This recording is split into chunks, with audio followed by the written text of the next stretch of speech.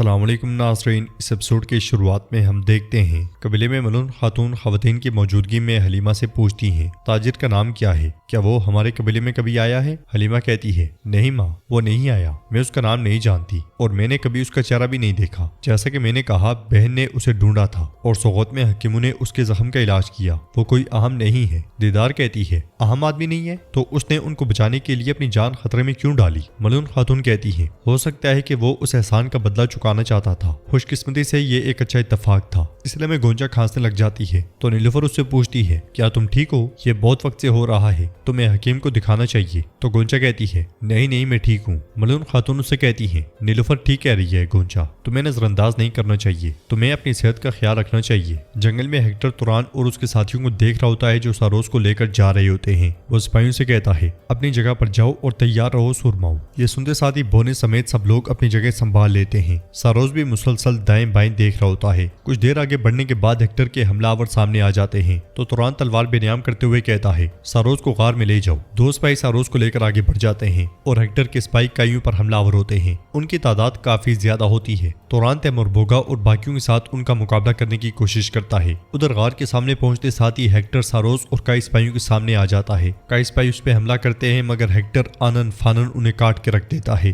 गार के अंदर शहंशाह आवाजें सुन के काफी ज्यादा परेशान हो जाता है। हिफाजत पे खड़े सिपाही भी आवाजें सुन के बाहर भागते हैं मगर वो भी हेक्टर का कुछ नहीं बिगाड़ पाते और हेक्टर उन्हें बेदर्दी से काट डालता है। लड़ाई के इख्तिताम पे सारोस कहता है हेक्टर शहंशाह यहाँ है, हमारा खेल काम कर गया। तो हेक्टर उससे कहता है किसी को मालूम नहीं होना चाहिए कि तुम हमारी खिदमत कर रही हो, तुम अब नजदीक जाओ और मेरी तरफ से खबर का इंतजार करो। ये सुनते साथ ही सारोस चला जाता है और हेक्टर गार की तरफ मुड़ जाता है।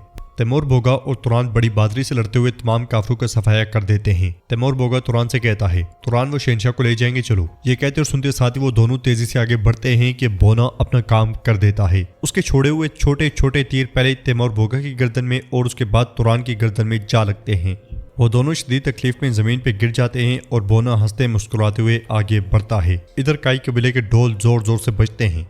पूरा कबीला जमा हो जाता है कि इस में उरहान शहजादी के साथ कबीले में दाखिल होता है। शहजादी को देखते हुए एराज कहती है पहले काफिर एक था अब दो हो गए हैं। तो दीदार कहती है कोई आम काफिर नहीं, तुम्हारे सामने शहजादी है। गोंचा कहती है वो शाही महलात के बाद हमारा कबीला पसंद नहीं करेगी। हलीमा कहती है ये इसके हाल से वाज़े है, बहुत बदसूरत है। मलून खातून कहती है वो हमारी मेहमान है बेटी, हमें किसी को पसंद करने की जरूरत नहीं है, हम बस इसकी अच्छी तरह से मेजबानी करेंगे, बहुत है। आगे बढ़ते बढ़ते उरहान उन तक आ पहुंचता है। सलाम दुआ के बाद शहजादी का तारुफ करवाया जाता है। फिर उरहान शहजादी से कहता है शहजादी अस्पोर्चा, आपके बाबा जल्द यहाँ होंगे, नीलूफर खातून इसका ख्याल रखना। नीलूफर शहजादी की आमद से कुछ ज्यादा खुश दिखाई नहीं देती। मलून खातून शहजादी को खुशामदीद कहती है तो शहजादी कहती है मैं यहाँ मेहमान बनने नहीं आई। तो मलून खातून कहती है हमारी सरजमीन पर आने वाला हर शख्स हमारा मेहमान है, चाहे वो जिस भी इरादे से आई हूँ। शहजादी कहती है मैं अपने इरादे कभी नहीं छुपाती, मैं यहाँ अपने बाबा को वापस लेने आई हूँ, मैं पहले ही उरहान साहब से बात कर चुकी हूँ। नीलूफर उससे कहती है खुशामदीद शहजादी, मैं उरहान साहब की खातून हूँ।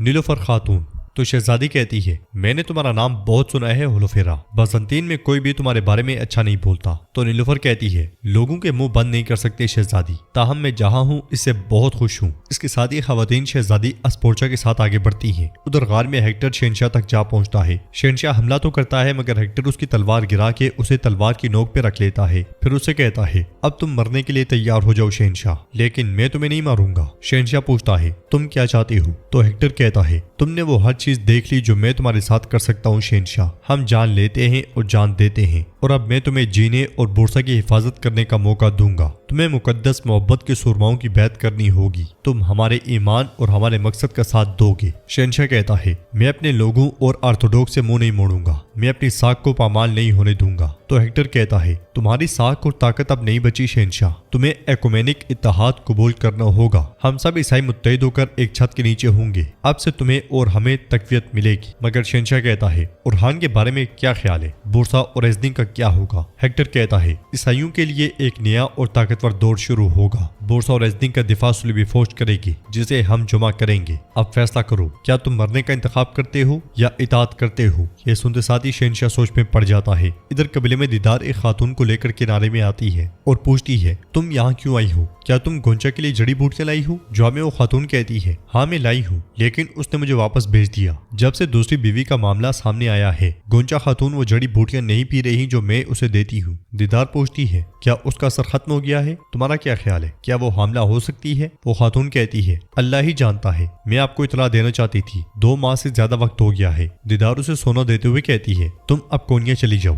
यहाँ तुम्हारा काम खत्म हो गया है, चलो कोई तुम्हें देख ना ले। वो खातून आगे बढ़ जाती है। सरदारी खेमे में उरहान अलाउद्दीन शहंशाह और अपने सिपाहियों के साथ मौजूद होता है और कहता है, मतलब हमला करने वाले मोहब्बत के सूरमा और वो शख्स जिसने तुम्हारी हिफाजत की वो एक आम सा ताजिर है, क्या ऐसा है? अलाउद्दीन कहता है, हमने ताजिर का नाम सुना और उसकी छानबीन की भाई, वो यहाँ नया है, सिपाही तहकीकात जारी रखेंगे।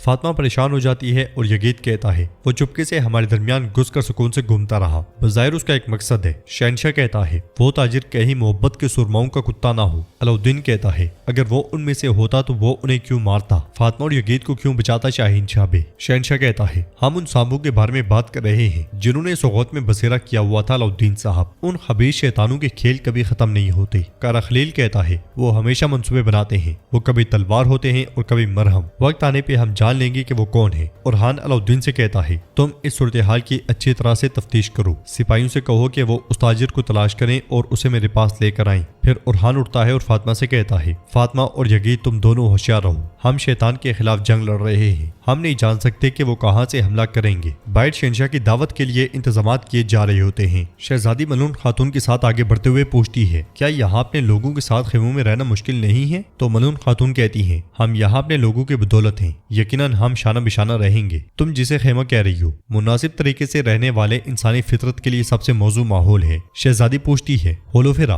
क्या तुम भी ऐसा ही सोचती हो? तो नीलुफर कहती है, होलोफेरा नहीं नीलुफर।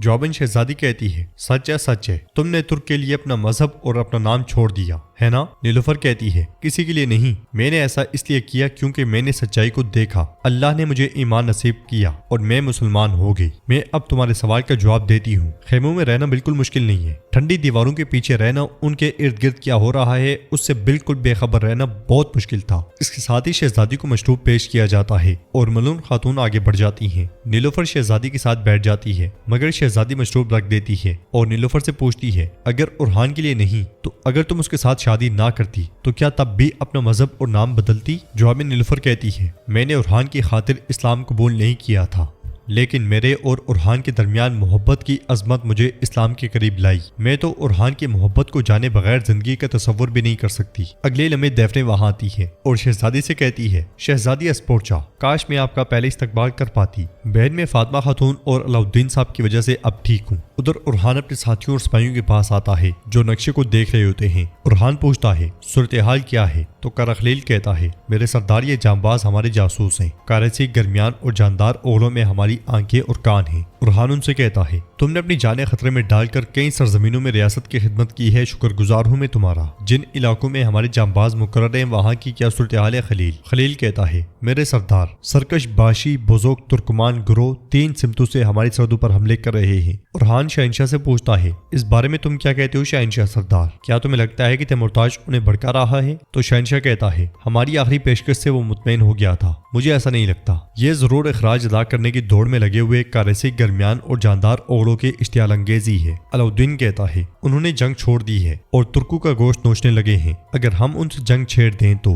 क्या उन्हें हमसे बिल्कुल खौफ नहीं रहा? उरहान कहता है, जंग आखिरी रास्ता है भाई, पहले हम इस गफलत के खिलाफ एहतियात बरतेंगे। फिर खलील से पूछता है, क्या वो कबाइल रवाना हो गए हैं जिनका वादा तैमुरताज ने किया था? तो खलील कहता है, काफिले तैयार है मेरे सरदार, जल्द रवाना हो जाएंगे। तैमुरताज चावदार कबीले पहुंच चुका है। उरहान के इशारे पे जासूस चले जाते हैं और उरहान कहता है, जो कबाइल आएंगे हम उन्हें उन्हीं इलाकों में बसाएंगे जहाँ बाशी बोजोकू ने लूट मार की है। यो सरहदों की हिफाजत उनके स्पुर्द होगी और उनकी हिफाजत हमारे जिम्मे। शहंशाह सरदार, कल तैमुरताज से मिलो और उसे लूट मार के मामले पर उससे पूछगछ करो, फिर जाकर वो मुकामात तय करो जहाँ उसके भेजे हुए कबाइल बसाए जाएंगे।